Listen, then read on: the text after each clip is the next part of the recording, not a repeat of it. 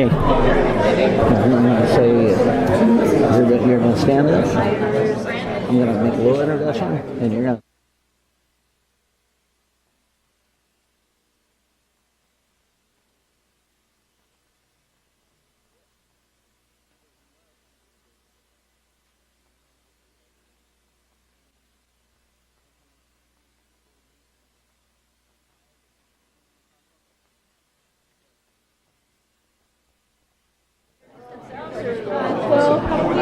Get.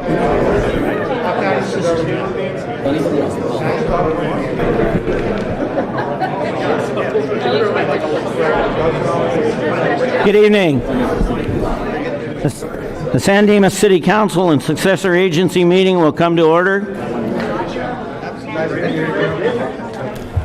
Please rise.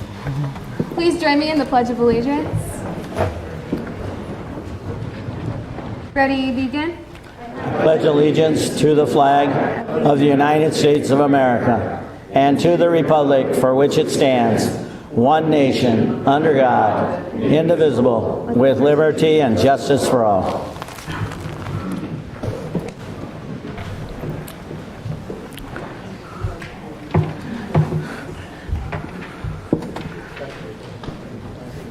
Jay, would you like to make the introductions?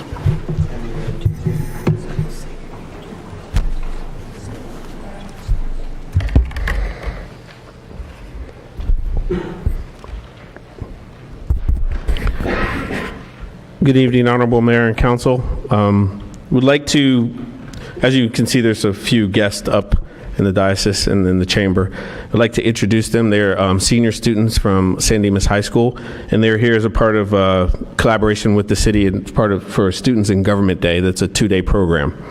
Just give a brief description about it, and then I'll introduce everyone. Parks and Recreation Department has created a program that gives San Dimas High School seniors an opportunity to learn the roles of the city staff and the mechanics of the self-governance. This is done through a 2-day program that begins with a city council meeting, which is where we're at now, where students have the opportunity to sit with members of the city council and city staff during the council meeting. The next day, students will participate in a discussion scenario through the perspective of each department. The LA County Sheriff Station and the LA County Fire Station 64 will give those students interested in public safety to do a station tours and ride-alongs. The 2-day program concludes with a luncheon that includes the Bonita Unified School District Board and staff. And we will do that and commence that tomorrow. So I just want to welcome everybody and give quick introductions as to who is sitting with who. So first off, with Mayor Badar is Emily. With Mayor Pro Tem Eric Weber, it's Cameron. With Councilmember Ryan Viana is Abby. With Councilmember John Ebner is Cameron. With Councilmember Dennis Pertone is Tallulah. With the City Manager Chris Constantine, we have Troy Cross. With Assistant City Manager Brad McKinney, we have Tyler. With City Attorney Jeff Malloway, we have Samantha. With Director of Public Works, Sherry Garwick, we have Diana Vasquez, who's directly behind me over my shoulder. Let's see. With Planning Manager Lewis, we have Scott.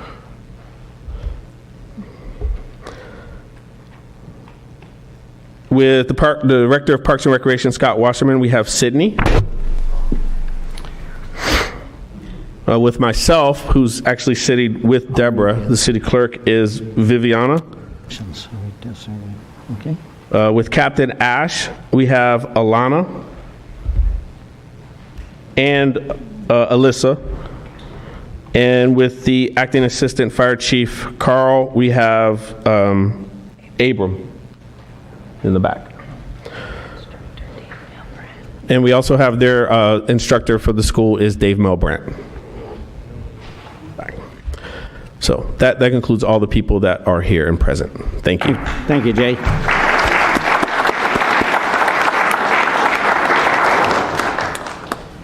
just to be aware, at the end of the meeting, I'm going to ask each of the students if they'd like to say anything, have a few words. I've asked them to keep them brief because we need to be out of here by 3 in the morning. The janitor needs to get the place cleaned out. So at the end, I would hope that they would have a few things to say about this experience. Okay? There's going to be a change in agenda. Item number 4 in the consent calendar, salary resolution, is being removed and will not be considered tonight. Bob Cruz of Southern California Gas Company to introduce new Public Affairs Manager Linnea Shields. Bob Cruz of Southern California Gas Company to introduce new Public Affairs Manager Linnea Shields.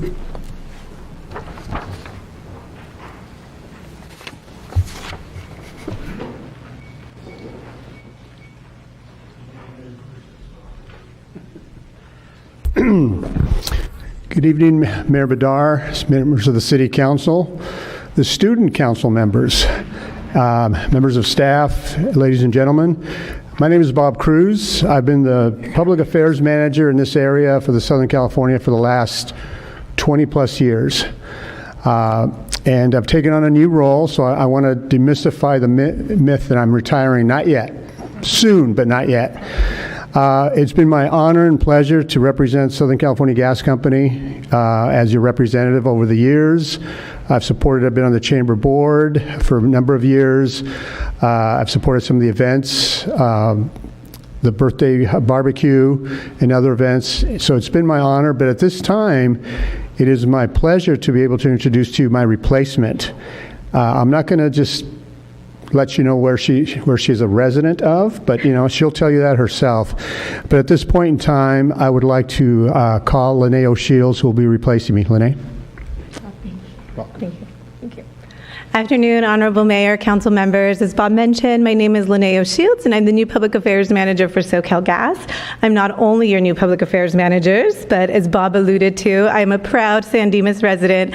I moved in about 3 years ago, growing up in Walnut, and I always loved the city of San Dimas. But moving in, I've loved it even more, truly. I really love the community, so thank you for your city leadership, I've had the pleasure of meeting with your city manager, and I look forward to working with all of you and your city staff. So I'm delighted to be here, and I'm delighted to be your new Public Affairs Manager. So thank you. Welcome. And Mayor, I know we've been talking about this forever. I knew you were going to bring it up, but sometime in the next month or so, we're going to have that cup of coffee we've been talking about for 15 years, so yes. I'm looking forward to it. And you're buying, so it's even better. The mayor is buying. Okay. It's on me. I have you. Honorable Mayor and City Council, my name is Marilyn Sparks, Chairman of the San Dimas Chamber of Commerce.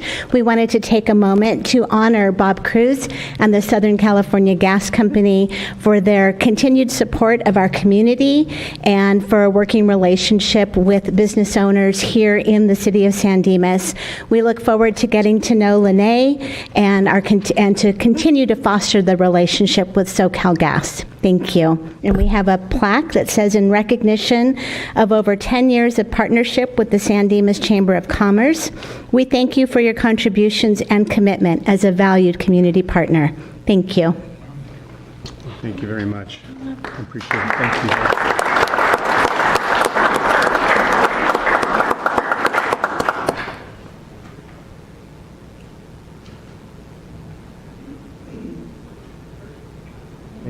Bob has been a very good liaison between us and the gas company. Just a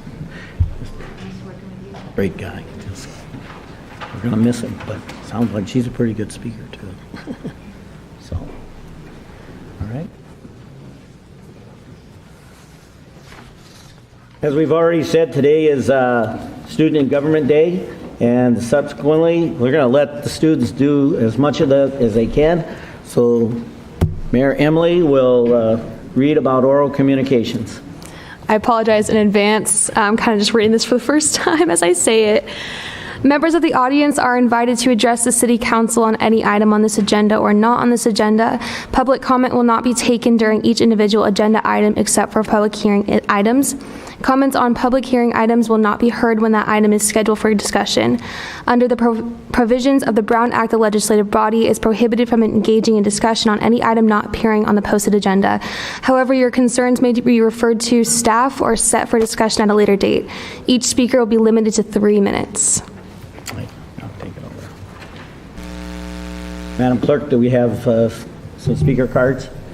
Okay. Kathy Amslone, Charter Oak.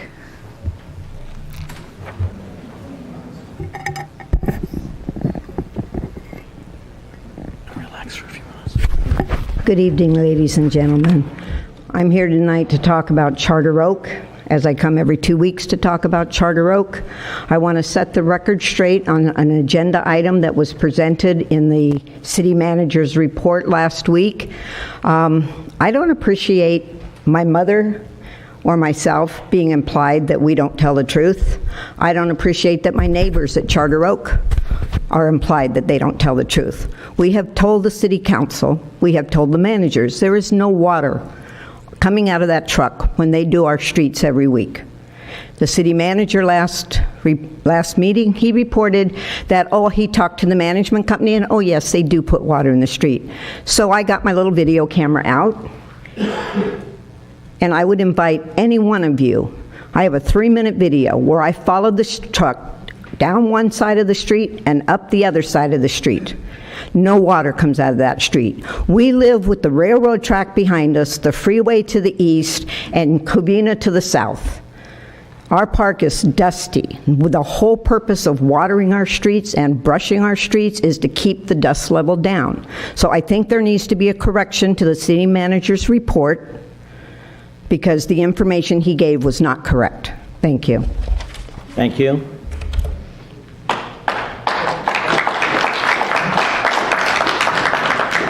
Pete Lewis, general public comment.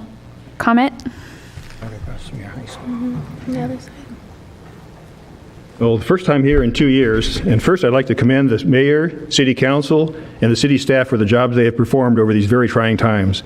COVID, civil unrest, and a complete turnover of our city management was not an easy environment to transition in. I thank all of you, including Deborah, whose enthusiastic wave to me from across the room during the COVID measures brightened that day.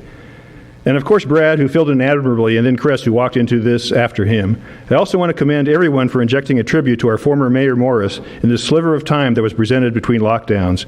And finally, I'd also especially like to commend the council on the unanimous rebuke of LA County DA Gascon, who made our quality of life significantly worse.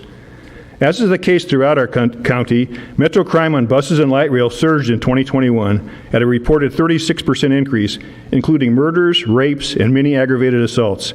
This occurred while ridership has plunged by as much as 90% and still has not come close to recovering. Obviously, safety is a real issue, and the future light rail station will bring this issue to our doorstep. This summer, the Metro Regional Connector will become operational, and the 7th Street Station will become the light rail hub. Travel on what will be renamed the A-Line/Blue Line will originate in Long Beach, travel through and have stops in high-crime cities such as Florence, Compton, and Watts, pass not far from Skid Row, until it eventually terminates as a one-seat ride in Azusa, and in a not-too-distant future, a ride in San Dimas. The existing portion of this line have the highest crime rate on the entire light rail system. I find it fortunate our new mayor and others on council have law enforcement backgrounds because we will need proactive measures to address this and work with agencies they are already familiar with. Additionally, we may receive benefits from this new transportation option. We also need to focus on the neighborhoods adjacent to the new station, which will be the most negatively impacted in multiple ways. I have no idea how it can be addressed, but traffic around the station will be a nightmare caused by the frequent trains with the even current traffic flows on this busy corridor, as well as the transients and increased pedestrian traffic this station will bring. I don't envy what the new city manager and director of public works have been handed in what I see as a no-win situation. With regards to my normal Metrolink issues, I will just briefly mention that sporadic heavy train vibrations has become a growing issue once again in my neighborhood, along with the ongoing noise and safety issues. While the initial double-track project didn't include mitigation with ballast mats in my neighborhood, the need is apparent and needs to be included in our final project engineering, which I hope may be getting close to wrapping up. And with that, I want to thank you again for listening. Thank you. Marge Green, San Dimas Historical Society.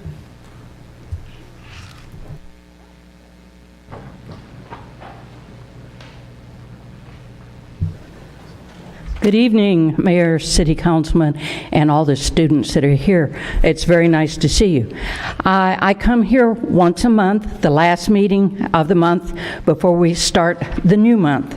The Historical Society is over in the Walker House, and we have a free guided walking tour of the historic downtown San Dimas. And it's the first Saturday of every month. And it's coming up on April 2nd, and that happens to be also the same time that the downtown area, the merchants are putting together the garden affair, which will start on Friday, Saturday, and go through Sunday. But we have a walking tour on Saturday at 10 o'clock in the morning, 121 North San Dimas Avenue. That's the big Walker House.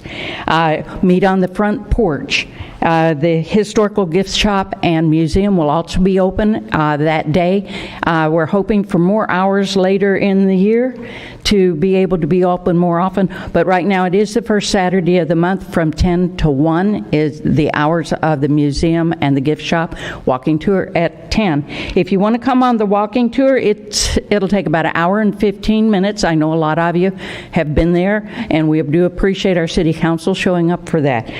It's 1/10 of it's 0.7 of a mile, so it really isn't long. It's not uphill or downhill. It's just straight across. You get a lot of good history. So please join us for that. It's great for the whole family. Bring the children if you'd like, and come learn a little bit about the Historical Society and about the downtown and its history. We'd like to hear if you're coming, just to be sure. So if you'd sort of give us an RSVP, you can either call the Historical Society office, and that number is 592-1190, and just leave a message that you're coming. Also, you can call Dave Harbin. He'll be the leader. He's third generation in San Dimas and has a lot of good history. His number is area code 951-990-3395. All right, let him know you're coming. It's a good day, and the weather's going to be perfect, so no excuse for not showing up. So we'll see you on Saturday, the first Saturday of the month. Not this Saturday, but the Saturday afterwards. Thank you so much. Thank you. Daniel Zaloni, private rentals of city parks, other businesses.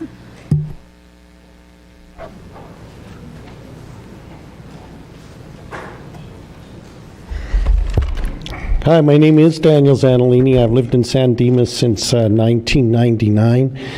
Thank you for having me here, and thank you, Scott, for putting the issue on the agenda this evening. In 2014, I gave guidance to the beginning of an event called the San Dimas Gospel Fest.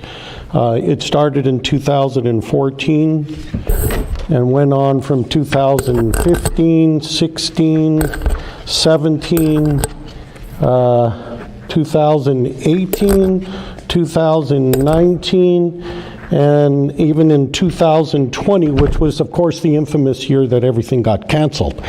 I did receive a permit for this event. This is an event that has historical precedence in Civic Center Park. I never rented the park. I was never under the illusion that I rented the park. And I don't even remember asking to rent the park.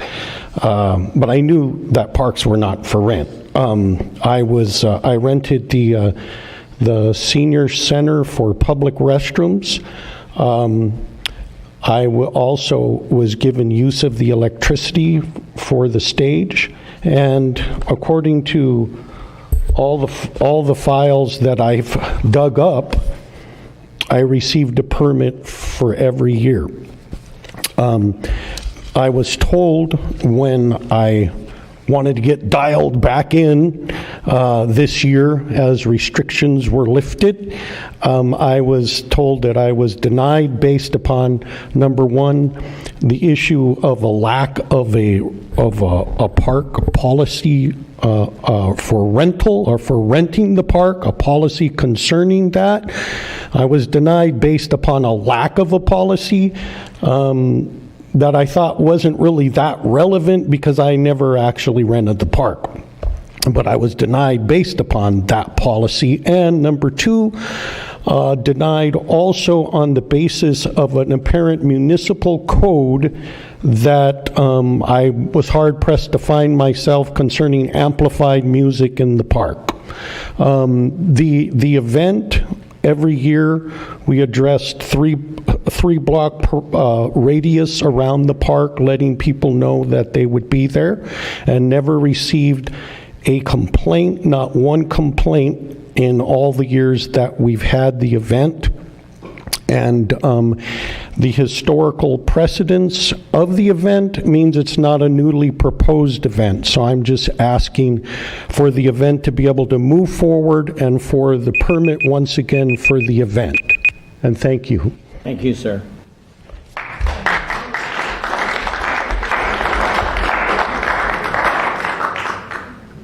Those are all the speakers.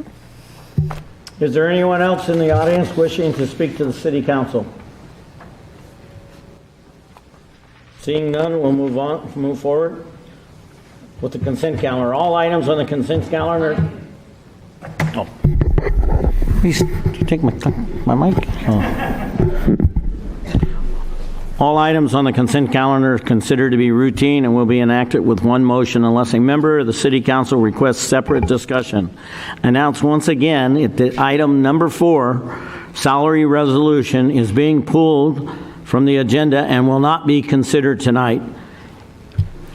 Mr. Mayor, I have to recuse myself from item 10, which involves the eminent domain action that the Gold Line took in order to get a part of our property, or the redevelopment agency's, successor agency's property at the corner of Bonita and Cataract. And I'm just going to take a brief moment, since we have the students here, on why I am doing this. So state law and the ethics law says that if you have a conflict of interest, you cannot participate in the discussion or voting on a matter. And in this case, I own a house that's on Railway Street, 3 doors from Cataract, and across the street is this vacant piece of property where there's the Pioneer Square development under discussion. So since my house, which is the house my wife and I moved into originally when we came here, as a little house, we don't live there anymore, but we still have it. My daughter happens to live there now, but since I own the property, I have a conflict of interest, and I recuse myself, that's the term, and it means I abstain from the vote in this particular item. Okay, do we have a motion? So moved. Second. Okay, all in favor? Aye. Opposed? Okay, with Councilman Ebner abstaining on item number 10.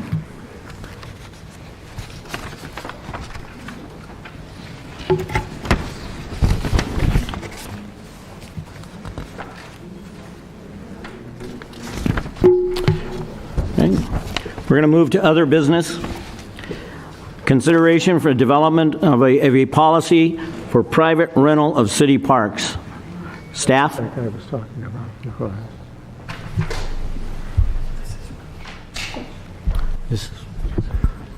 Good evening, Madam Mayor, members of the City Council, and Mr. Mayor, members of the City Council. I need to be careful with that. Sydney is our Student Parks and Recreation Director this evening. You heard the gentleman speak about his event. This is true. We've had some good discussions on this.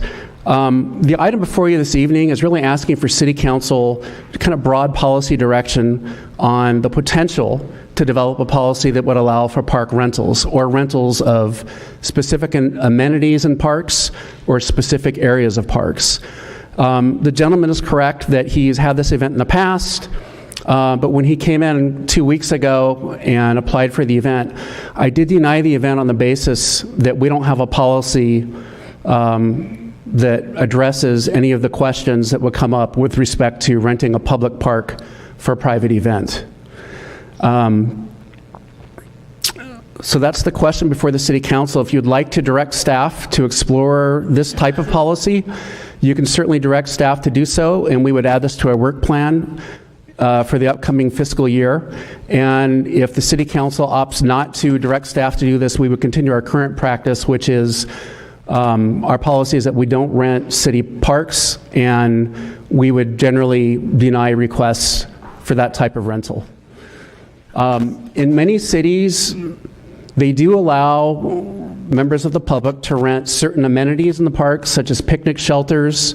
Obviously, we have a field allocation policy that makes our athletic fields available to youth sports organizations for the specific purpose of providing organized sports. We also have Title 13 of the San Dimas Municipal Code, which lays out some basic rules and regulations for conduct in city parks and in city facilities. And I attached to this policy, just as an example, a copy of the lengthy policy that governs the rental of city facilities that has been approved by the City Council. And as I mentioned, we don't have a policy like this for the rental of parks. So with that, I will leave it to the City Council for any questions or discussion you may have. I have a question. Would you rent out the entire park so no one could use it at all except for the ones that have the permit? Is that an option? Well, it would depend on the policy that the City Council approves. This specific event that the gentleman was referring to was traditionally held at Civic Center Park, and it essentially rents the entire park. The gentleman acknowledged that he was never really renting the park. He didn't pay a rental fee for the park because we don't have such a fee. We don't have a policy. He paid to rent the restrooms at the senior center to make their restrooms available to people that would come to the concert. But in the case, it really depends on the layout of the park. In this specific instance, it would essentially be using the stage and then the rest of the park for the concert. Thank you. I have a question. Actually, I think my delegate does. Has this gentleman ever had any problems with renting not renting the park, but using the park before? Has there ever been any complaints or problems with this event?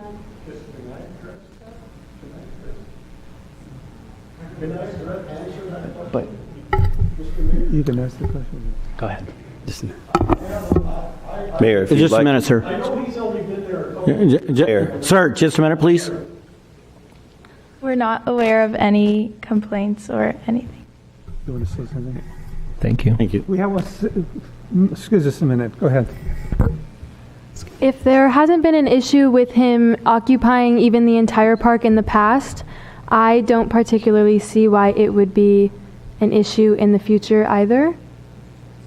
Is that a question, or did you want me to elaborate? Is there a particular reason that we might see an issue with that in the future? Would it be with larger parks or parks with more foot traffic in general?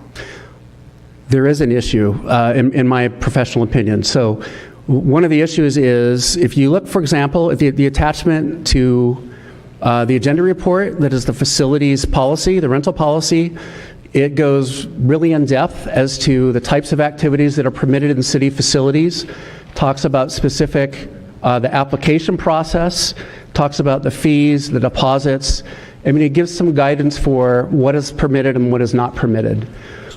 Because we don't have that in parks, and the City Council has really never directed staff to develop this type of policy, we really have no control at all if we're just going to approve events in the park in the absence of a policy. I don't have really, as a director, we don't have any basis to tell someone, you can do this, but you may not do that. You can use this portion of the park. You may not use that portion of the park. Part of this, if the City Council directed staff to move forward with the development of the policy, it would essentially look at all the city parks throughout the city and determine what is feasible and what is not, and present this to the City Council for discussion. In the city of San Dimas, because we're a small city of approximately 35,000, most of our parks are located in residential areas.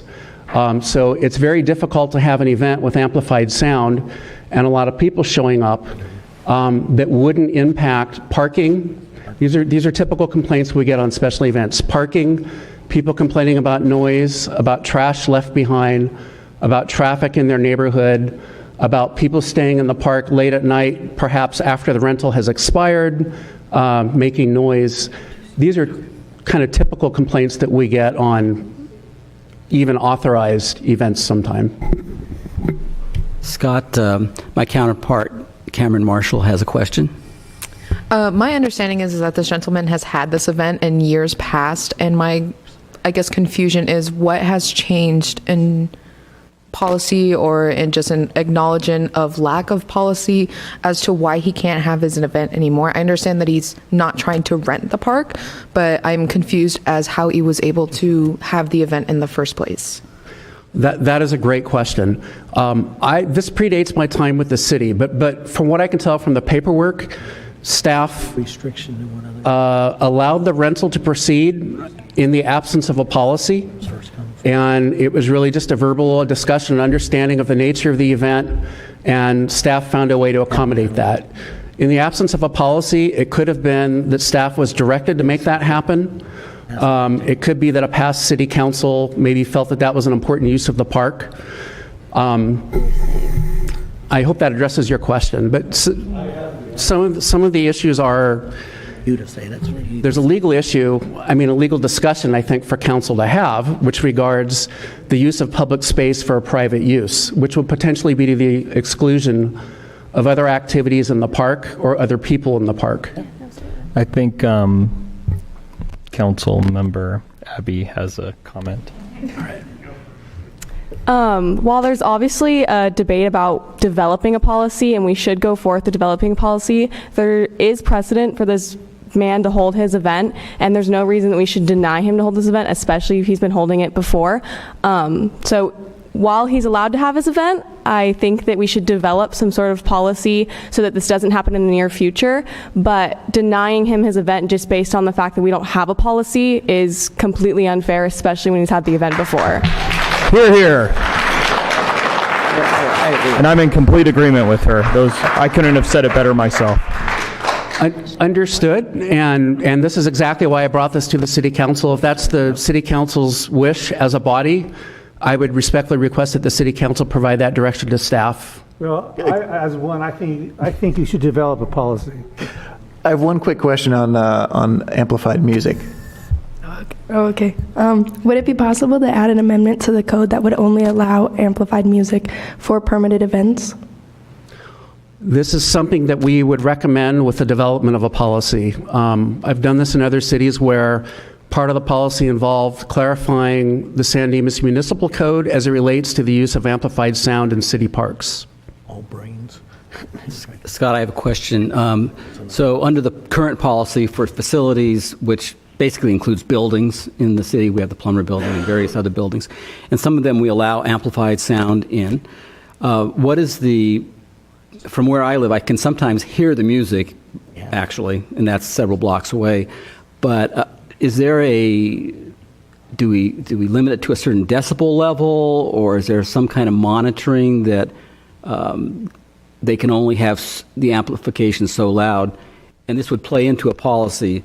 You were asking for direction on what policy might include, but if we did allow these kinds of events, how would we regulate the volume of the sound?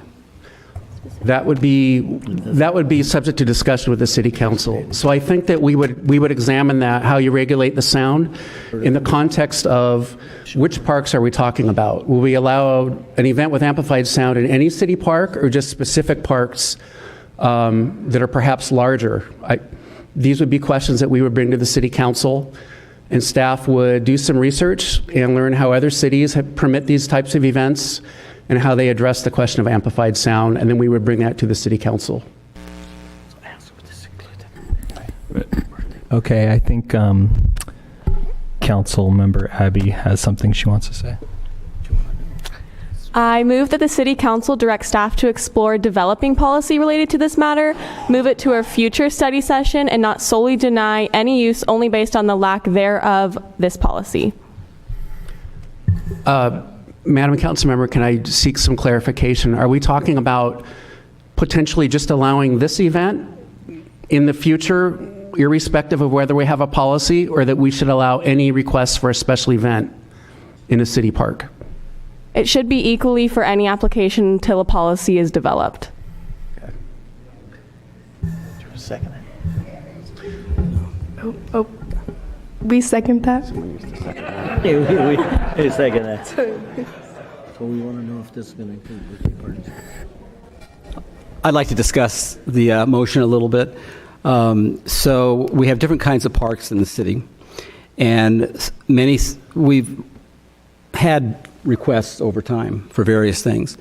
For example, at Marchand Park, where the Little League fields are, the Little League organization and parents and everybody have wanted to have lights in those parks. They've wanted to have advertising billboards in the park, in Marchand Park. Recently, we have and we discussed this at the last Parks and Recreation Commission meeting, we have a request for lights at the skate park, which, as you know, is near in Pioneer Park in a neighborhood. So there might be a difference in what parks we want to allow these kind of events. For example, every park that I can think about is in a residential neighborhood with houses, within, in some cases, their backyard basically backs up to the park. In this case, across here in Civic Center Park, there's houses right across the street. And while they are welcoming to the activities that come along every summer, I'm not sure if they would want music on the bandstand for a private event held every weekend in the park. Now, we do have Horse Thief Canyon Park. Horse Thief Canyon Park is pretty big, and there's a section of Horse Thief Canyon Park, and I'm actually kind of addressing the gentleman who wants to put on the Gospel Fest, which I think is a great idea, believe it. I just think that's a fantastic idea. But possibly that area where there's the walking path and the little shade structure that's, just adjacent to the street that leads into the park. The nearest neighbors are probably a good 300 yards away, 200 yards away, something like that. Even that, here's where I would want to regulate the sound and make sure the amplifiers or the speakers were turned toward something else. And even in that case, we have to take the stables where there are horses who I don't know if amplified sound would disturb them. But what I'm thinking about is that I like the idea of the event, but I do think we need a policy. And if we had a policy, if we allowed this event to go forward, which I can see based on precedent, because that's a good argument, I wouldn't say that anybody could just come in here tomorrow and start having events every weekend, 2-3 days out of the weekend, and take that park and close it off to regular public use, whether somebody wants to throw a frisbee, have a pickup soccer game, or have a picnic with their family, to close that park off to the public without some clear guidelines on what we should what we should allow. That's my thought anyway. I can appreciate the thought. I think for over 24 years, the council and the city went along without a policy, and I hear your arguments and your points, but I don't think someone's going to want to do the weenie roast tomorrow in Civic Center or Horse Thief Canyon or any other park for that matter. And with that, I call the question. Do I have a motion? Yes, there's a motion and a second. All in favor? Aye. Aye. Opposed? No. Motion carries 4-1. Thank you for the direction, council. We'll work with. And that's with Councilmember Ebner voting no. Okay. Thank you for the direction. Do you have to say no?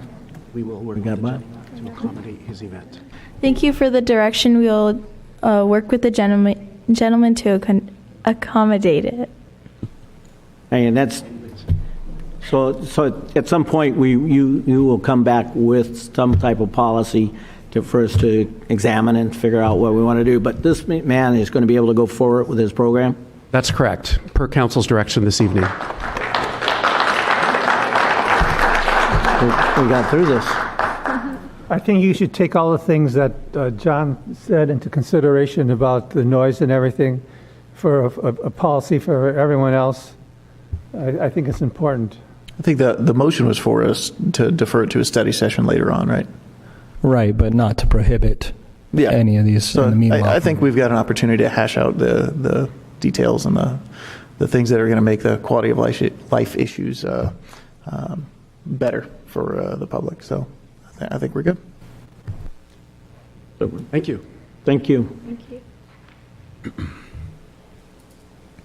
Okay, we'll move into consideration of support for Senate Bill 986 requiring identifying information on catalytic converters and authorizing the mayor to approve and sign a letter of support. Staff? Thank you, Mr. Mayor. As we review the crime stats in the city every week, it's become a frequent occurrence where we're hearing of numerous catalytic converter thefts throughout our community. And it's not a phenomenon just in our community, it's occurring across the state of California because of the value of the materials that are in a catalytic converter. So at the last meeting on March 8th, Councilmember Vienna and Councilmember Weber requested an agendized item for the city to authorize a letter of support for Senate Bill 986, which is Senator Umberg and Portantino's bill, that would require the etching of unique identifiers on catalytic converters on vehicles and adding restrictions for when those catalytic converters are transacted, sold, and recycled, that certain pieces of information and allow us to have a paper trail as to who originated and where that catalytic converter went can be tracked, and to allow for the monetary values to be any form that could be traceable so that any individual that would be deriving a benefit from those could also be traced as to who that person would be, to help stem the flow of catalytic converters, cut it off at the source, which is the money source. And so that item is before you with the bill legislation, which is still pending.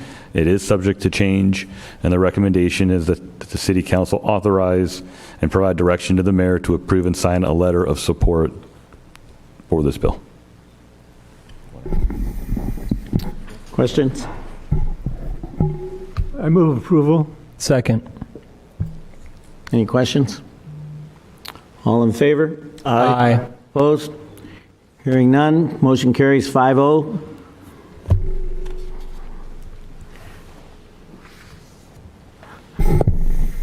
Madam Emily. We have oral communications next. Members of the audience, speakers are limited to 3 minutes or as may be determined by the chair. And you're the chair. I'm the chair. I'm the chair.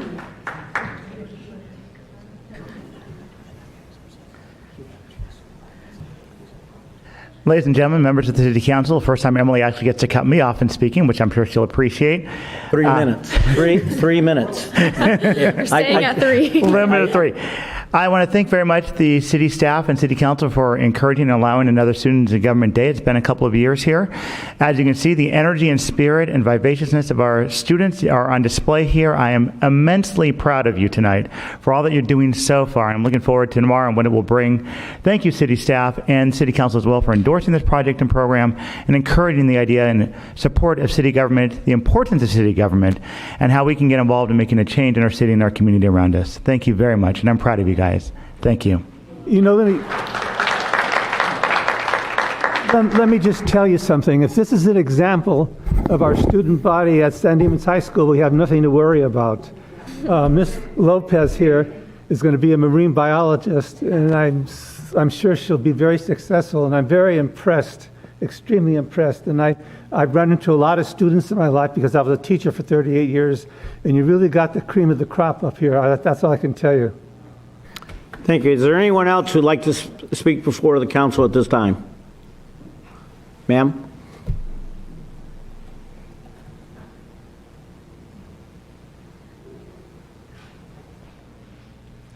I would like to thank the City Council for having your special meeting yesterday at Charter Oak and for attending and listening to us. Councilman Weber, we're sorry we missed you, but I know you were busy with work. It's nice that you listen, but I think to resolve some of the outstanding problems, we need to have an interchange. If you read my email that you were copied on yesterday, you know I teach business ethics. I also teach mediation, negotiation, collective bargaining, and business law, or at least I have over the last 7 years at a university. And you cannot reach agreement when there is a dispute where you listen and we talk, and there is no interchange. So I'm asking that you find a venue for interchange so we can resolve some of these issues. We're not going away. I know some of you are tired of hearing about it, but the issues are not being resolved. There's a major problem, and no one wants to admit to the elephant in the room. So until that is done, we're not going to resolve anything. To the students, I'd like to commend you. I'd like to thank you for having an open mind, for finding a way to say yes instead of just saying no. Congratulations. Thank you. Thank you. Anyone else?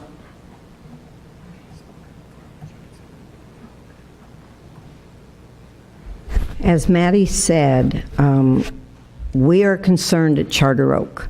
There is lack of communication from the management company. There's an obvious conflict of interest with city staff. There is no interchange between you and us. You guys are listening. I know you're listening. I've talked to Emmett, I've talked to Ryan, I've talked to John, I've talked to Dennis. I know you guys are listening. But Haven Management has been our management company now for 6 months, and they have not done anything to build a bridge with the residents. Even after all of our interchanges here with the council, they still have not approached the residents and talked to us about anything. And I really think at this point, something needs to be done. We need to have some kind of open forum. You've listened to us, now we want to hear from you. Thank you. Thank you, ma'am.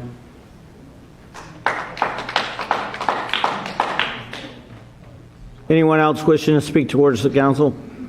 Ma'am? Hello, good. How are you today? Oh, pretty good. Thank you. Hope everybody else is too. I want to talk about our washers and dryers at Charter Oaks. They're pretty outdated. I think that's why they can't get a part for that one machine that's been broken, for the washing machine. It's been broken since last October. So I got to thinking maybe they're outdated. We're not asking for Cadillac models. We just need some new washers and dryers. Not commercial, just maybe bigger than what we have that'll fit blankets. We can't do our blankets. We have to take it to the laundromat. And I stopped doing my laundry at the park because of all the broken washers and dryers. But it's inconvenient for me because my husband is ill. And when I do the laundry at the park, I can check on him. Well, I'm taking it to a public laundromat, and it's difficult. So I just wanted to tell you, like I said, we don't want a Cadillac model, just I think we need new ones. So thank you for your time. Thank you, ma'am.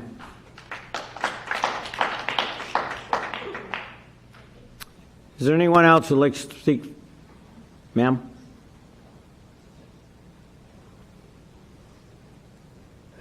Good evening, students. It's great to see you here. Council, staff. I just wanted to say a great big thank you to everybody that was involved with the Public Safety Commission meeting last week. It's been a while with COVID and things happening that we had the Public Safety Commission meeting. I was excited to be there, excited to see what's happening in town, to be there with Captain Ash and his statistics on what's happening in the city, as I'm a business owner, a building owner in downtown, as well as a resident. On trying to get the community together to fight crime, to have your eyes more open, to be vigilant, to work together. Actually, as students too, keep your eyes open and watch what's going on. And also the Citizens Academy that will be coming. That's an exciting thing. I think that's going to help a lot of residents and business owners and people get involved a little more in the safety aspect. I'm excited for that. I hope that we go forward with that. And that's it. A great big thank you for that. Thank you. Thank you, ma'am. Anyone else wishing to speak towards the council? Seeing none, I think what we'll do is we'll do the staff reports, the city manager, goal line, and city attorney. Then we'll turn to the students, And then at the last thing we'll do is we'll go through the council's recommendations or conversations. City Manager? Thank you, Mr. Mayor. In a previous weekend, we held the Etch and Catch event, which was a very successful event. This is the second time the city has been holding this in the parking lot. And we have a number of individuals to give thanks. Last time we brought them all forth when we were providing certificates. The request this time is just to acknowledge them by name. So from Sanders Towing, we'd like to acknowledge the thanks to Morgan Kostolewski, Scott Dilley, Chris Dilley, and Greg Northup. Our city staff, which I don't have the whole list of names, but we, Stephanie from our Code Enforcement Division, who helped coordinate the entire event for the second time, was just an absolutely incredible experience. Folks from our Public Works Department, our Parks and Recreation Department, and volunteers. We had city volunteers, Marin Santiago and Bianca Medina. And from the Los Angeles Sheriff's Department, quite a number of individuals who participated. Ms. Monique Campos, our Sergeant Jesse Polanco, Deputies Cindy Valiz, Art Diaz, and Harold Hunt. We had volunteers Sherry Hester, Bob Hardcastle, Anita Brady, Whaley Emery, and Brent Lovelace. And our explorers, Nathan Dominguez, Angelica Northey, and Isabel Lacon, which is the adult staff representative from the explorers. We also were honored to have volunteers from the Red Cross that participated to help educate residents that were partaking of the service. So we had Ryan Chang, Marlena Roney, and Joyce Cheng that were there at the event, and a number of council members that came to partake in the experience. In terms of Charter Oak, I want to acknowledge a couple of the comments made by residents. While we did have a video of our street sweeper that showed internal water that puts water into the system, it isn't necessarily obvious that water is getting onto the pavement. And so the request was made that water spouts be added to the outside of the sweeper so that it's providing water down on the roadway, so it's very clear the amount of water that's putting down to be able to sweep that. And so I can understand there's a difference of opinion in terms of is there water or not. The hope is once those are installed that it should be very clear that we're utilizing sufficient water to clean up the streets. In terms of the washer and dryer, I completely agree with the resident that spoke earlier about needing to be replaced.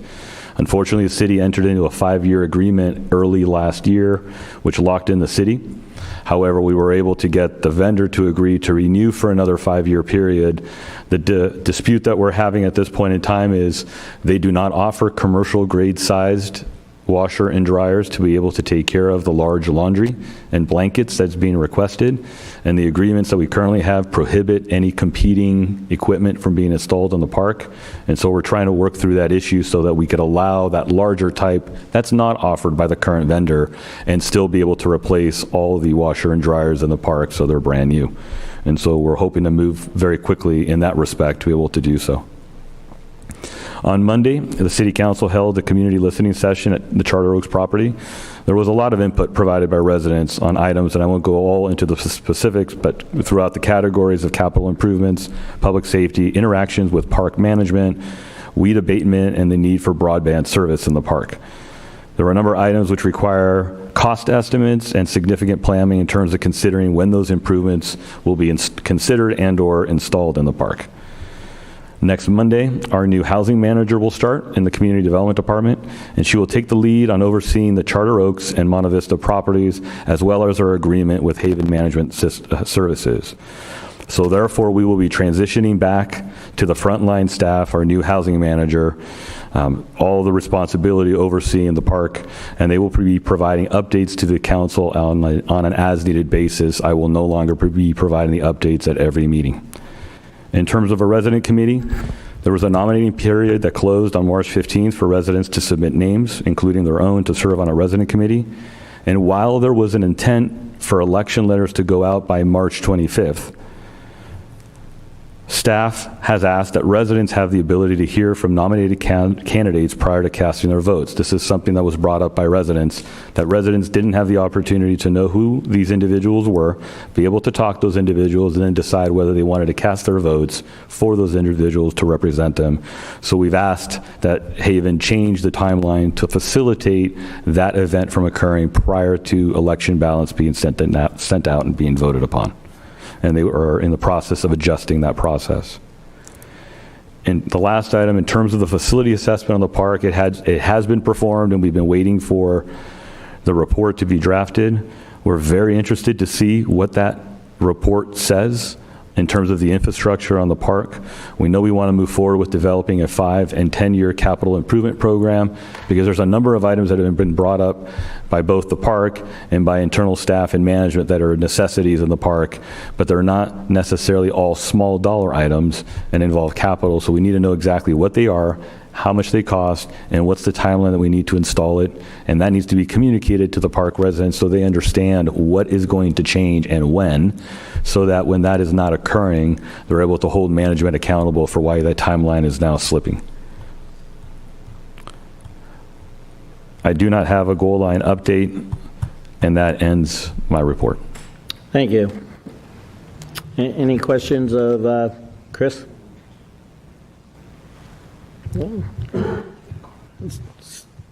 City Attorney? Yes, Mayor.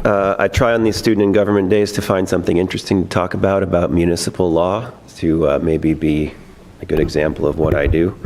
And today, this time, I thought I might talk a little bit about a recent state law that was adopted called Senate Bill 9. You are all familiar with this. This is the recently passed state law that says, essentially, any single-family zoned residential lot in the state can be split up into 4 pieces, and 4 separate residential units can be built on that lot, regardless of what the local city's rules are for the zoning of that lot. And where the attorneys come in is because you can obviously see that that can have an effect on single-family zoned neighborhoods in cities all across the state, where those neighborhoods were designed to have 1 unit on every residential lot in those neighborhoods, and the state is now saying that there can be 4 dwelling units on every residential lot. Those neighborhoods were not designed for that many dwelling units in the neighborhood, not designed in the way of parking on the street, not designed in the way of utilities in the streets, and in a number of other ways. So an example of what a city in Northern California did to try to react to this law is the city of Woodside, which a few months ago decided that they found an exemption in the state law that says, this SB 9 state law, that says it doesn't apply any place where there is a protected wildlife habitat. And so the city of Woodside decided that they were going to declare their entire city to be a protected wildlife habitat, so that Senate Bill 9 would not apply anywhere within the city of Woodside. This is a city that's it's a hilly city up on the peninsula in the Bay Area, near Stanford. And that's, something creative that city attorneys and city councils can get together and talk about and decide that they want to take a chance and do. In this particular situation, the Attorney General in California got wind of what Woodside had done and quickly sent a letter to the mayor of Woodside and said, Mr. Mayor, it is far outside the realm of reasonableness to declare your entire city to be a preserved wildlife habitat for mountain lions. It was for mountain lions, is what they said, their entire city. And so soon after that, the mayor relented, perhaps getting advice from the city attorney that you shouldn't continue forward with this, or else the state is going to come down pretty hard on you and on the city. And they relented, and they said the next day, or not the next day, but maybe the next week, that they're going to repeal that ordinance and not try to say that the entire city is a mountain lion habitat. Just recently, now that was a while ago, that was a few months ago. Just recently, there's a closer case that happened in Pasadena. So Pasadena has recently decided it was going to try to pass an ordinance to exempt its landmark districts from SB 9. And So they adopted an ordinance to do that. And these are the sort of quasi-historic districts that exist in Pasadena, but they're not always for only historic homes. They can also be for architecturally significant homes. And there is an exemption in SB 9 for, quote, landmark or historic properties or districts. And the Attorney General, again, who is obviously very on top of this issue and is watching cities like a hawk, just last week sent a letter to the mayor of Pasadena. And I have copies of that for anybody who would want to take one of these letters tonight, arguing that landmark districts are not supposed to be exempt from SB 9, and telling Pasadena that they now have to repeal their ordinance about landmark districts. So this is something that our planning department currently is working on, is one of these Senate Bill 9 ordinances, to try to be as creative within the law that we can in San Dimas to comply with SB 9 and at the same time protect our neighborhoods. So we'll see what comes forth to the City Council in San Dimas, but I just wanted to tell those little interesting stories to the students tonight, and also let everyone know that the State Attorney General is watching every single city and what they adopt in response to SB 9. So that's the City Attorney's report. Thank you. We are having closed sessions tonight? We're having, yes, 3 closed sessions tonight. Thank you. All right. Members of the City Council, at this point, we're going to ask our real leaders if they would like to say something about it. And let's see what's the best way to start, because I know we have some folks out there, out in the audience, that might want to come on up to the podium and let them speak, and the council here will speak last. Any staff members, you want to bring up your students? They all left? They left from school? Ash?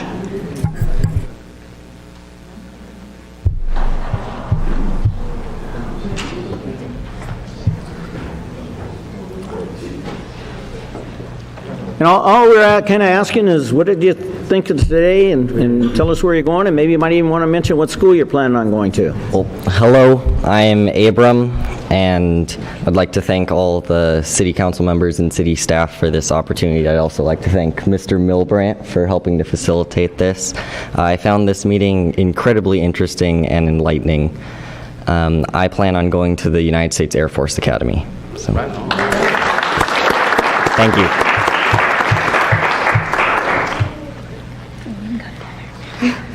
Hi, my name is Alyssa. I just want to thank you guys so much for this opportunity today. It was really enlightening, and I agree with everything Abram said. I'm planning on going into nursing, and I don't know what school yet, but I'm looking into Azusa Pacific University. Thank you. Hello, my name is Alana Banks, and I just want to say thank you to all of you that accepted us here. And honestly, I didn't even know that this was here. So this was very eye-opening for me. I am going to forensic science at GCU, and thank you so much. Thank you.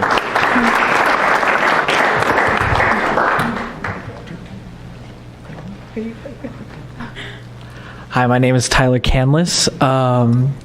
To be honest, I really appreciate everything that sorry, I'm not prepared at all, but this experience today really made me consider going into law or government of any kind into college. Before this, I wanted to do something in psychology, but honestly, I really like the inner workings of all this, and yeah, I really appreciate that. Super.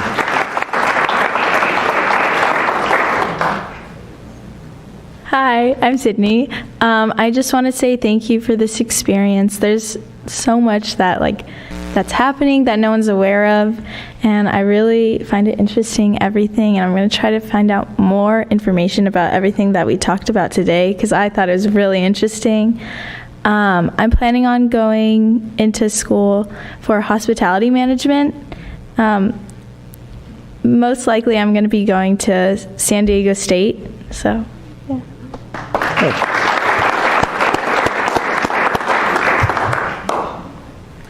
Hi, my name is Diana Vasquez, and I just want to say I'm really grateful for this opportunity and getting to learn and see all the community come together to talk about their issues and to watch you guys try and fix these issues and really listen to people, and especially listen to us, considering a lot of the times I feel like we get silenced because we don't have the experience that you guys have. So I just wanted to say thank you.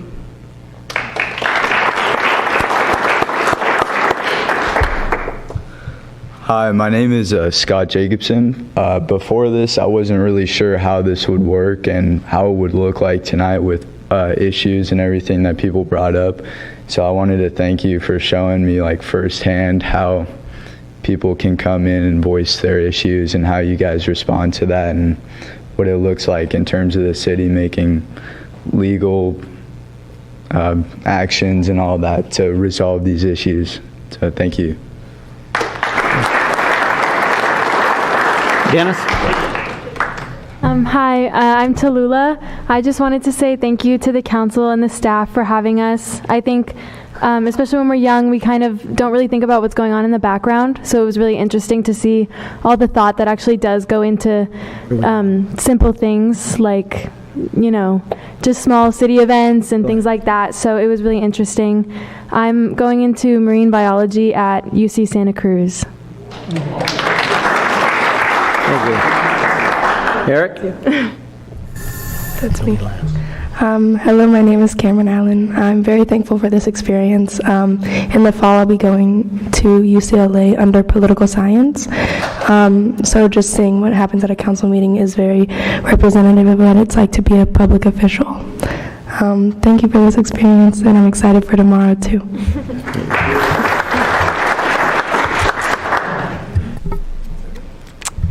First, I wanted to do a personal thank and gratefulness to the audience and for every member that spoke and voiced their opinions and their issues with the city. And I also want to thank the council for keeping an open mind to all that voiced their opinion. This experience was amazing, and I personally want to thank you for allowing me to shadow you and giving me all of the information about this. I'm going to be going to Baylor University in Waco, Texas, double majoring in journalism and communications.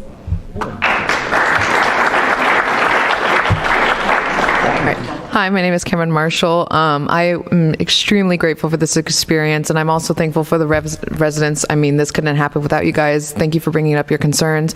Thank you, Councilmember Ebner. It was a particularly good time discussing with you tonight. I'm going to be attending University of California in Irvine, and I'm going to be studying biology, and I do plan on getting my doctorate's degree. Huh? Oh. Hi, my name is Viviana. I just want to say thank you for having me here.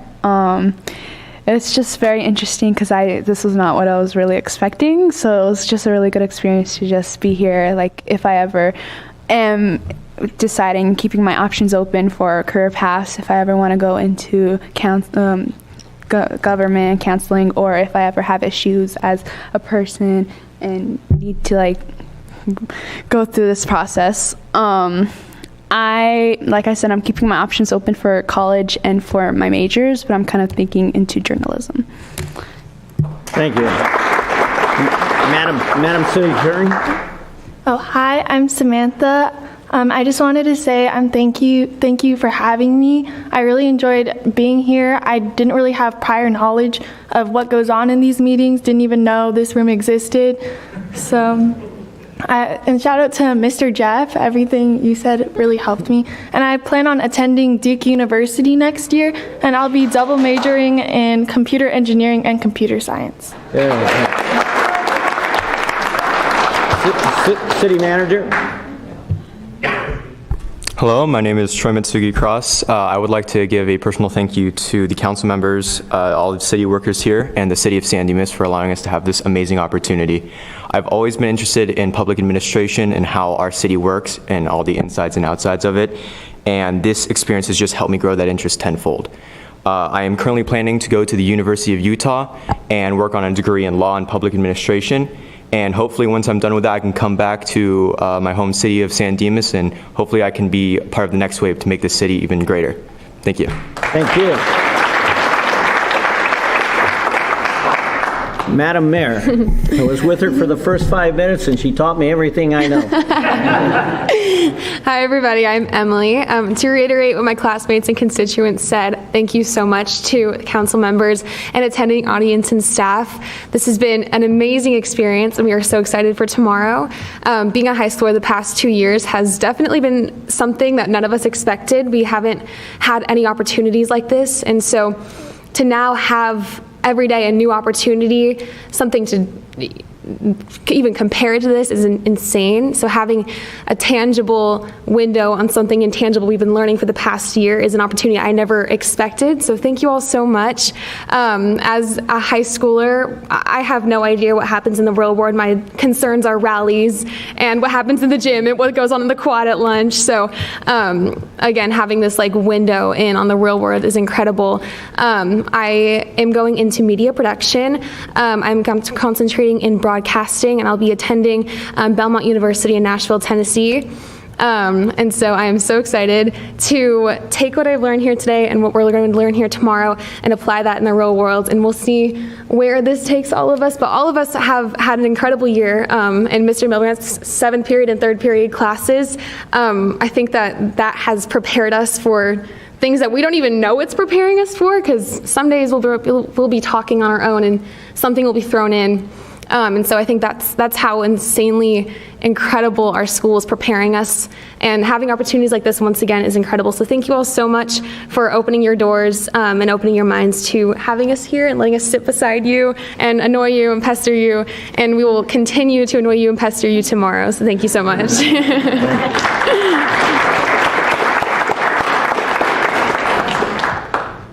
Dennis? Well, this is a hard act to follow. It's going to be kind of boring to hear a bunch of councilmen talk. I think we've been outdone, guys, so I don't know what to do. But anyways, the only thing I want to mention is that we have a family festival and Easter egg hunt coming up on Saturday, April the 9th, from 10 a.m. to 12 p.m. And the Easter egg hunt is in the Civic Center Park and also in Villa Verde Park. And it starts at 10 o'clock. And if you're there at 1 minute after 10, you've missed it. So if you have kids and you want them to participate in the Easter egg hunt, you have to be there at 10 o'clock because it's really over with in no time whatsoever. And again, that's Saturday, April the 9th. Thank you.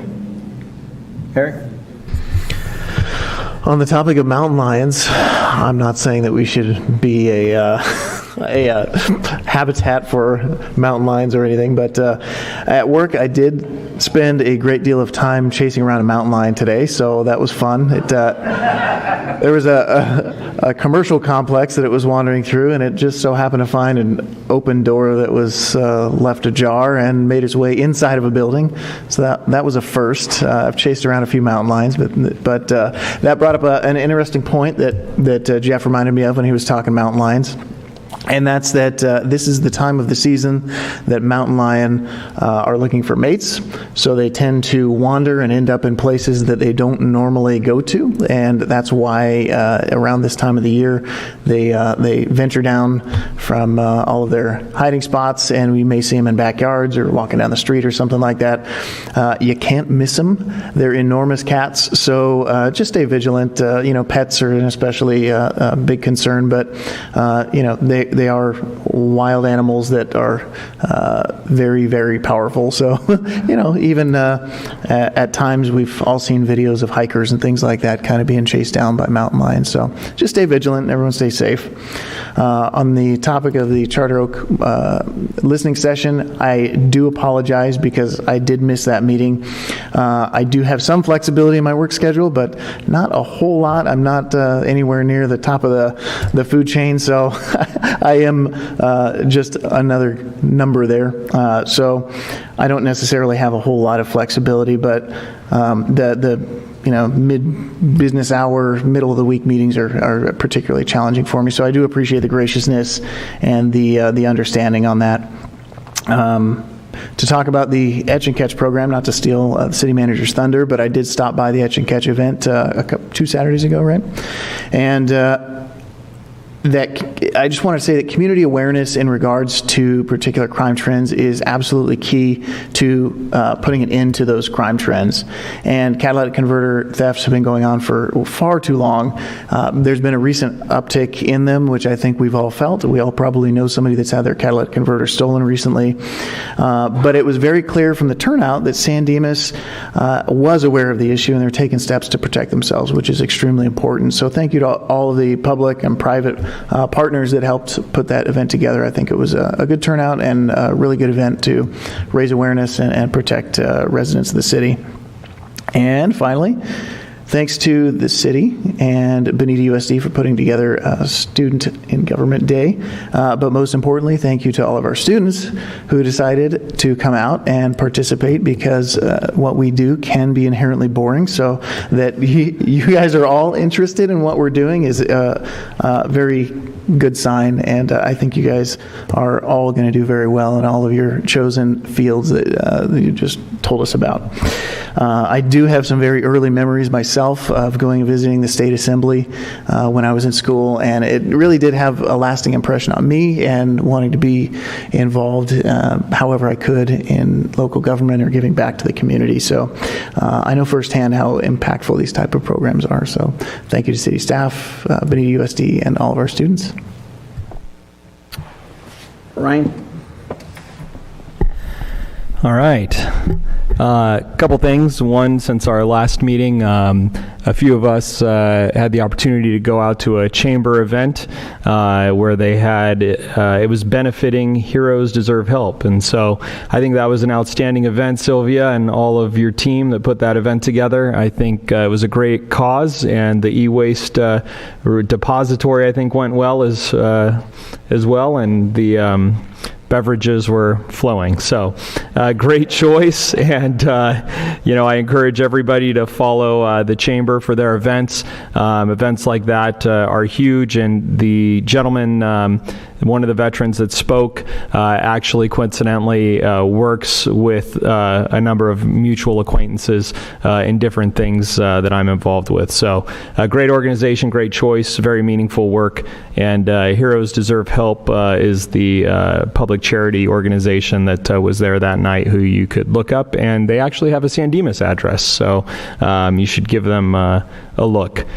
As mentioned earlier, Tuesday night, Public Safety Commission, I had the opportunity to stop by that, and they actually discussed the Citizens Academy, which was one of the topics on their agenda, as well as the city budget priorities, so it was great hearing them weigh in on those. And hearing from Captain Ash, as well as the Monique, who's our our community relations liaison at the station, talking about the opportunities that could be provided by the Citizens Academy. So I look forward to seeing what that comes back to the City Council with, packaged up as.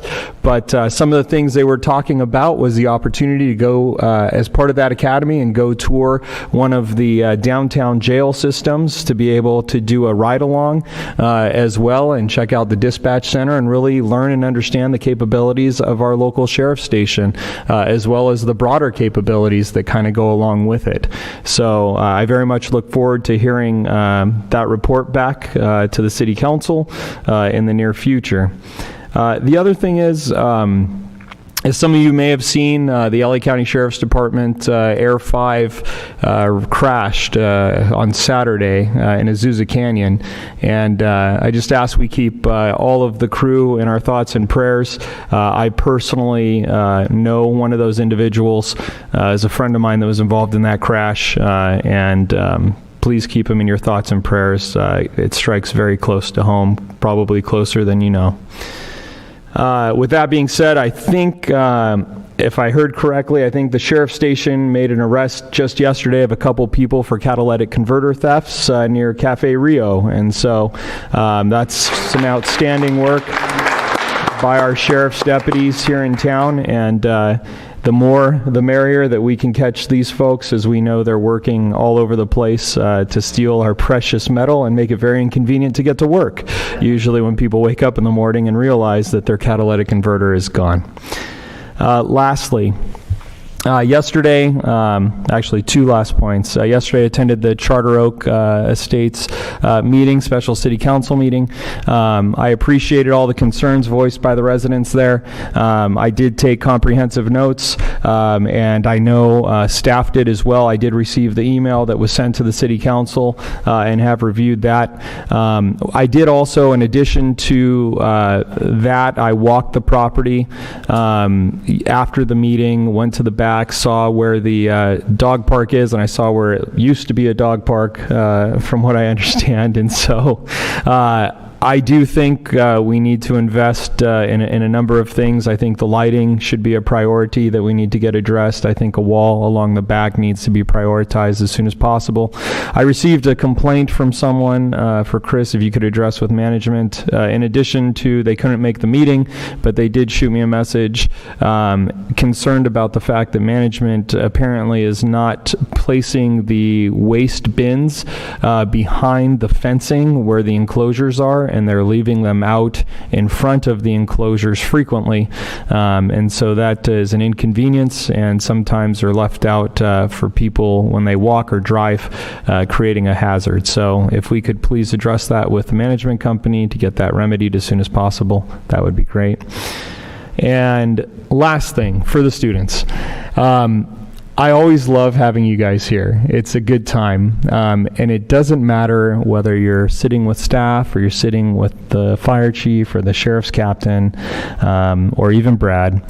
The bottom line is there's a lot of very important roles here. And even if you're a member of the community, every single person that's here tonight plays a role in our city, in our republic, and how we get things done here. It's huge. And, you know, 2 of us, John's recently retired, and then Emmett and Dennis have a little bit more tenure in life, and so they've enjoyed the glory of retirement a little bit more, professionally anyways. But I work full-time. This is something I do above and beyond my full-time job, which I'm a lieutenant with the LA County Sheriff's Department. So I grew up here. It's important to me to have a voice here to represent the people in the community. And tonight, I was kind of bummed, and then I wasn't, when I looked at the agenda and was like, man, I wish there was something like not contentious, but playful enough to be able to have you guys engage in some fun public discourse. And wouldn't you know it, Scott brings forward this park thing, and we have a good discussion. And I hope you realize, as I was leaning over to Abby and sharing with her, it's not just about sitting up here. It's about understanding that each person that's elected here represents 20% of the city. And it's about really listening to each other, listening to where you can work together with other members of the community to find consensus and get at least 3 votes to be able to move something forward. And sometimes you get 5 votes, sometimes you get 4 votes, sometimes you get 3 votes, sometimes you get no votes. But the bottom line is, it's about really listening and working together to get those things done. And for those of you that weren't sitting up here on the dais, that are sitting down there as staff, I know what that's like, because that's what I do in my job at work. And I've sat there as a member of staff at a different level of government at the county level, and every single role that's being played here is very important. And it doesn't matter whether you're over Parks and Recreation or law enforcement or the city clerk or the attorney. Every single one of the roles that you guys are playing, or the firefighters, I didn't mean to say it last, but you know how it is. So, but bottom line is, every single role here, public works, everything's critical. Okay, so you really should appreciate the person you're sitting next to, because there's an entire career that is spent there to get to the position that they're in today. And they started somewhere, all of us did. And often, we usually started in the seats you're in right now as students growing up, trying to figure out, where am I going to go? What am I going to do? How am I going to do it? And sometimes it doesn't even look like what we thought it was when we started.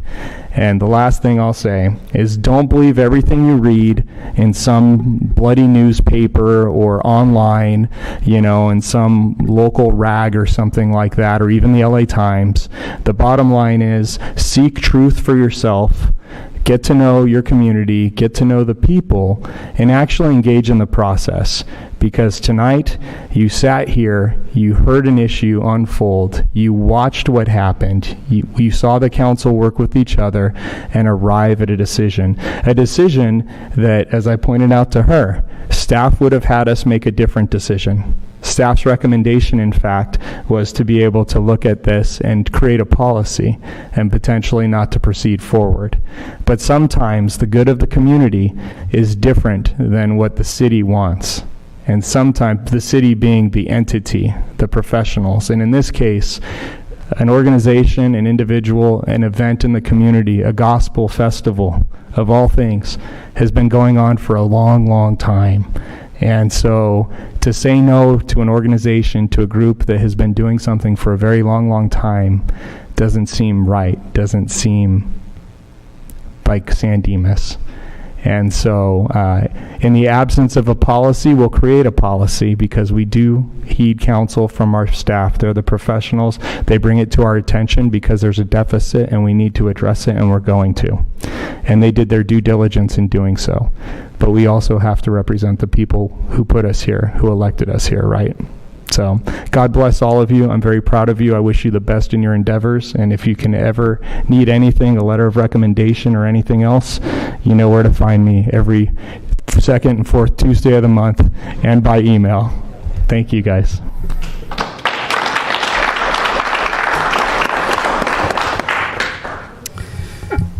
Okay, I just wanted to remind people, earlier Margie Green mentioned the downtown garden affair, and in case you didn't hear it then, that is going on April 1st through the 3rd downtown, and it's an example of just another thing that's going on in San Dimas. So the city puts on a lot of things, and of course Parks and Rec and everybody else, but so this is a good thing to do, April 1st through 3rd all day long, and I think the merchants are going to be out front, a lot of them, with their merchandise activities, stuff for the kids and all that. So that's worthwhile visiting once or twice during that weekend. I wanted to say I appreciated Jeff Malavi's information and the way he presented it on SB 9, a bill that passed and is in effect right now. And he used that word creative, that cities are being creative. Just because one city's creative idea of declaring the entire city a mountain lion habitat didn't work, doesn't mean we should stop being creative.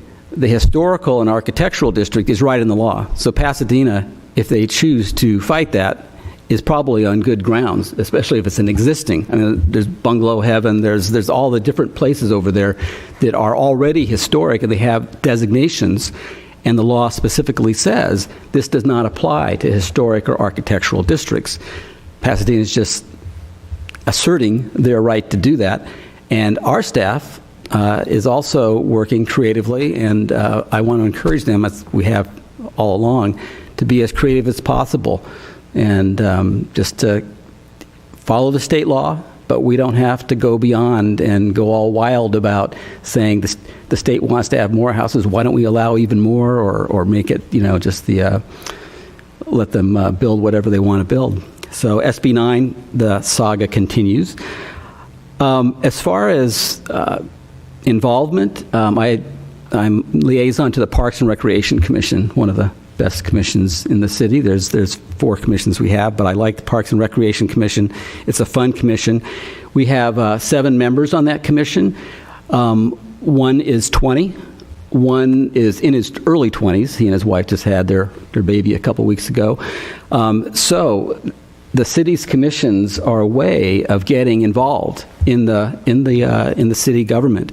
And everything, whether it's the council meetings here or those commission meetings, are open to the public to come and just listen and talk and give ideas. All the commission agendas, as well as the city council agendas, are online at the city's website, and the city council meetings are televised and recorded on YouTube, so you can watch us any old time, and you can fast. With YouTube, if I'm watching a city council meeting, I usually go to settings and put like 2 times. That means it goes like twice as fast. So, and that way we all sound like we're, more articulate too, because we don't have all those pauses. But anyway, Parks and Rec Commission last meeting discussed 4 items specifically that they had wanted more information from staff that regard the budget, some items, and the City Council will be hearing about that. So that commission and others, because I think other commissions have also talked about this. I know the Senior Commission did. They have contributed to what is going to go into the budget, what we're going to discuss anyway. So anyway, encouragement to everybody to check that out if you want to. That's really about it. I do appreciate all the students coming out today, and it's, I don't know why, but since I was young, and in high school, I have been interested in politics and all that kind of stuff, and sometimes, like some of the students alluded to, this was up until now like a secret chamber that nobody knew, a little hidden gem, I don't know, hidden something in the city, but here's where a lot of it happens. So, and you're always welcome to get in that audience and get up to that microphone and tell us anything you want to hear about. So encourage your involvement. Got an election going on right now. I'm sure a lot of the council members are interested in that, and so the public, a lot of opportunities to vote. Not only at state and everything else, but here right in San Dimas. So thank you very much, students, and to staff and Dave and everybody who is involved. Thank you, John. The beauty of my position here is I'm last, and they've talked way, way too long. I think Emily wants to say that because the meeting has gone so long, it's a no homework night. So, and they know what time they need to be here, so we're not going to go too much further into this. But I did attend both the Parks and Recreation Commission meeting a couple nights ago and the Public Safety. I split my time, and I was very impressed that the information and the work that they were getting done, especially because these were the first in-person and live meetings that we've had in practically 2 years. So they came down on their feet running, and I think a lot of good things are starting to happen. As far as the Charter Oak, we did have that meeting yesterday. It was designed as a listening section meeting. So the whole council just sat there and listened to the residents speak about what they wanted to talk about, give some ideas. One person mentioned the fact that, hey, we could do this, this, this, and this, and all of these things were very minor that would make, and cost very little, but make their life more pleasant. So those are things the staff will be looking for, along as well as the management company. Ryan did mention the fact that I walked around the one side of the park. I'm not sure where Ryan was, but I know that he was out there somewhere. But I can tell you where he wasn't at 8:30 last night. 8:30 last night, I walked that whole park. Let me guess, it was dark. It was dark, and I was worried that Ash was going to send his deputies there looking at me as being some kind of a bad guy wandering around there at 2 miles an hour.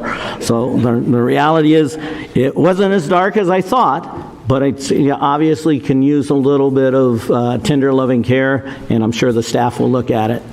With that all being said, we're going to close and go into closed session. And students, I'll see you tomorrow because I'm coming to have lunch with you. Yes, Mr. Mayor, before we end the meeting, I did want to say for the record, because I have to, that Councilmember Ebner has the same conflict of interest for the same property on item number 2 on our closed session agenda, so he will not be participating in that item. Can we move item 2 to 1 and then he can leave? We're going to move item 2 to be the last one, so we'll get through with the first 2 where he can be there, and then for the last one he can. Got it. All right. We're gone. Goodbye. 10 minutes. We'll see. Be in the. Are you ready? You gotta do it. Yeah. Here we go.